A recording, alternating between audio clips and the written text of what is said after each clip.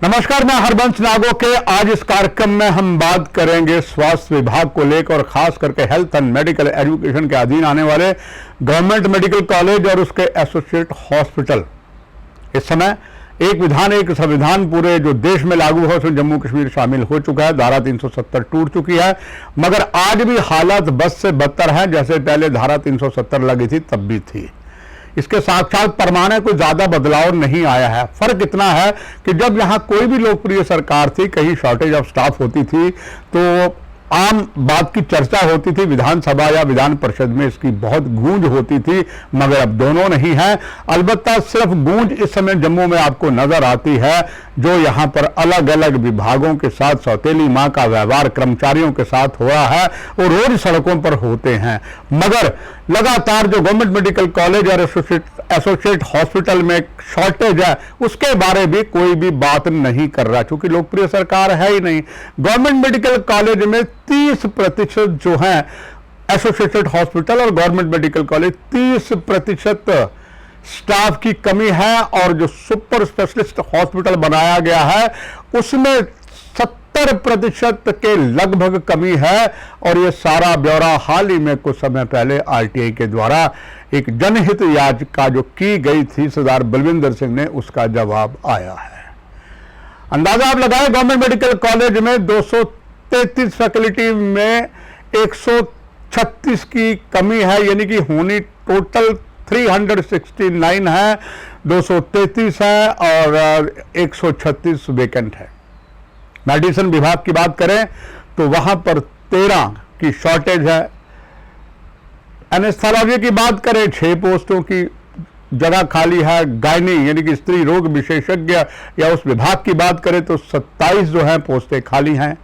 Microbiology department में 10 पोस्टें खाली हैं और ऑर्थोपेडिक्स में 3 पोस्टें खाली हैं। और जहां तक बात पेडियाट्रिक्स यानी कि बच्चों की बीमारी की बात है 10, और पैथोलॉजी में 9 जो है वो पोस्टें अभी भी वेकेंट पड़ी है। तो कैसे सही इलाज होगा? सिर्फ यही नहीं, और विभागों की बात भी मैं आपको बताता हूं।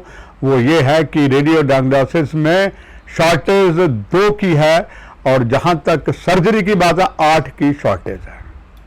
सुपर स्पेशलिटी बड़े चाव से बनाया गया था, बहुत उम्मीदें थी कि अच्छे अच्छे जो बहुत घातक रोग हैं उनका यहाँ इलाज होगा, मगर वहाँ भी हालत यह है 59 जो पोस्ट हैं वो हैं और केवल 19 लगी हैं, यानी कि 40 पोस्टें खाली हैं। जहाँ तक बात करें गैस्ट्रोएंटरोलॉजी डिपार्टमेंट के विभाग में 1 पोस्ट पे डॉक्टर है, 4 खाली हैं। प्लास्टिक सर्जरी की बात करें वहां पर भी 1 डॉक्टर है, 4 खाली पड़े हैं। सर्जिकल ऑन्कोलॉजी में 4 पोस्टें हैं, खाली पड़ी हैं।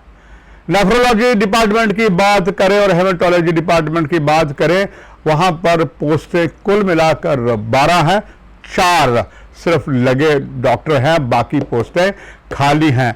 और ये सारी बातें प्रमाणित करती हैं कि हालत बद से बदतर है। अगर शॉर्टेज हम करें, नॉन गेस्टेड की भी बहुत आवश्यकता होती है। 203 नॉन गेस्टेड पोस्ट खाली हैं। सुपर स्पेशलिटी में भी ऐसी पोस्टें खाली हैं। और जहां तक बात है सैंक्शन पोस्टें 50 हैं। यहाँ पर 22 गेस्टेड स्टाफ की जो पोस्टें हैं उसमें 42 पोस्ट हैं, 22 गेस्टेड पोस्ट हैं, बाकी खाली पड़ी हैं स्टाफ की। और इसी तरीके से 35 पोस्ट जो है नॉन गेस्टेड की हैं, केवल 15 लगे हैं। आप अंदाजा लगाएं कि नर्सिंग स्टाफ की कुल 532 पोस्ट है, सिर्फ 136 नर्सिंग स्टाफ से काम लिया जा रहा है। अब कैसे उम्मीद कर सकते हैं जो पेशेंट एडमिट है उसे सही समय पर इंजेक्शन लगेगा, सही समय पर उसको दवाई लगेगी, क्या नर्सिंग स्टाफ या नर्सेज ऐसा कर पाएगी?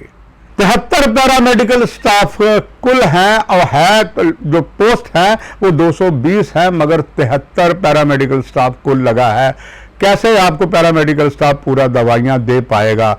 इसी तरीके से 596 जो दूसरा स्टाफ है 147 कुल जो पोस्टें हैं, इतनी ज्यादा जो पोस्टें खाली पड़ी हैं। अगर हम बात करें सीडी अस्पताल की यानी कि टीबी अस्पताल चेस्ट डिजीज में नॉन गेस्टेड 133 पोस्ट हैं, सिर्फ 72 पोस्ट पर हैं, बाकी खाली हैं।